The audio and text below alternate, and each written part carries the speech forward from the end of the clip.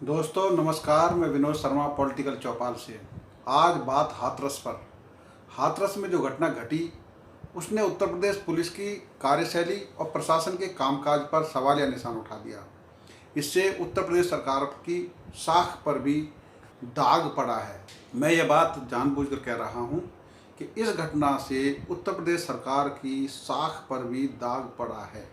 क्यों हुआ ऐसा, ये मैं विश्लेषण करके आपको बताता हूँ। 14 सितंबर को घटना घटती है और लगभग 15 दिन बाद पीड़िता दिल्ली के सफदरजंग अस्पताल में दम तोड़ती है। इस दौरान क्या क्या हुआ, कैसे कैसे हुआ, प्रशासनिक मशीनरी ने कैसे काम किया, यह सब विश्लेषण का विषय है। और यह बात इसलिए ज़रूरी है कि उत्तर प्रदेश सरकार ने सीबीआई जांच का आदेश देकर इस बात को स्पष्ट किया है कि इस घटना में कहीं ना कहीं झोल है। वह झोल क्या है, इस पर बाद में चर्चा करेंगे।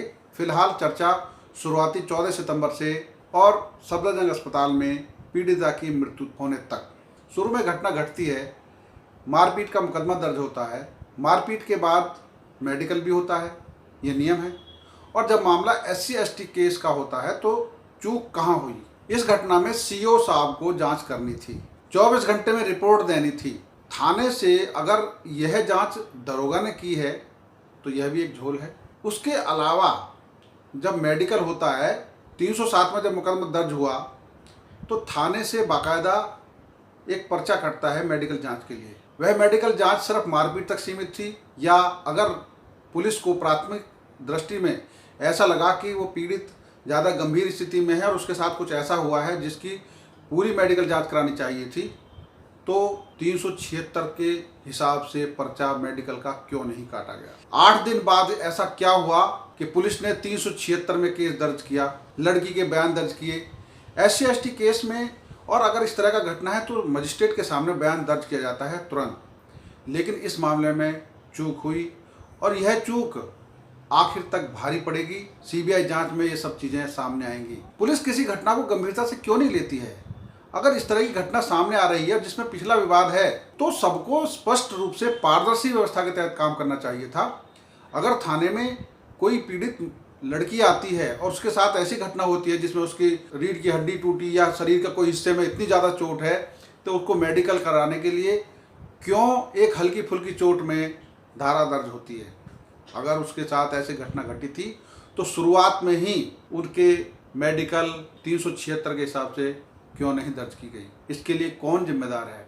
प्रशासन के अधिकारी जिम्मेदार हैं या पुलिस के अधिकारी जिम्मेदार हैं? क्या उन्होंने इस मामले को गंभीरता से नहीं सोचा होगा? उसके बाद दूसरा मामला, अगर वो लड़की गंभीर थी तो क्या उस पर किसी ने मॉनिटरिंग की? क्या उन्होंने शासन को कोई रिपोर्ट बताई? तो उनको दिल्ली रेफर करने में इतना समय क्यों लगा? AMU में भी जांच हुई होगी, उसकी मेडिकल रिपोर्ट भी आई होगी, उसमें क्या था ऐसा? उसके बाद जब सफदरजंग में वो भर्ती हुई हैं और यहाँ उसकी मृत्यु हो जाती है, तब यहाँ पोस्टमार्टम रिपोर्ट आई होगी। ये सारे मेडिकल में जो झोल आए हैं वो सारे कन्फ्यूजन के कारण बने हैं और इस कन्फ्यूजन ने हाथरस और उसके आसपास जातीय तनाव की स्थिति पैदा कर दी है। इसके लिए कौन जिम्मेदार है? एक घटना इसके बाद घटी कि सफदरजंग अस्पताल से जब पीड़िता का शव गांव ले जाया जाता है तो रात के अंधेरे में ही उसका अंतिम संस्कार कर दिया गया, बिना परिजनों को बताए। परिजनों की कोई मौजूदगी नहीं है। यह आदेश आखिर पुलिस अधिकारी और प्रशासन के अधिकारियों को किसने दिया? क्या उन्होंने स्वयं निर्णय लिया?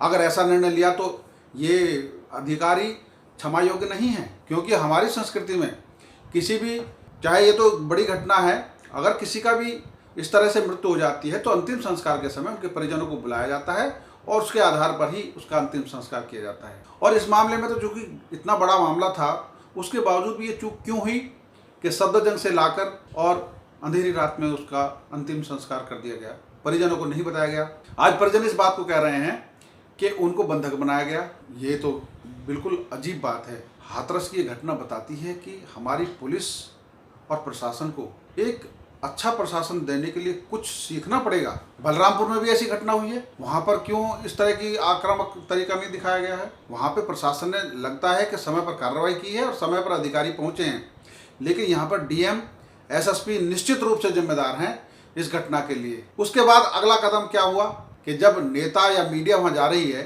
उसके बाद आप रोक रहे हैं। कैसे प्रशासन इस तरह का निर्णय लेता है? कि जिससे दूसरे लोगों को शक पैदा हो, और इस शक की वजह से पूरा जो मामला एक जिले तक सीमित था, प्रदेश तक सीमित था, राज्य तक सीमित था। जब दूसरे राज्यों के सांसद, विधायक, मंत्री सब यहाँ आने लगे, तब ये मामला पूरे देश का नहीं अंतर्राष्ट्रीय हो गया। और उस अंतर्राष्ट्रीय स्तर पर घटे इस मामले को किस तरीके से योगी सरकार इसको उसमें करेगी, कैसे सफाई देगी, ये अफसरों की गलती किस तरीके से योगी सरकार पर भारी पड़ेगी, ये इस घटना से पता चल रहा है।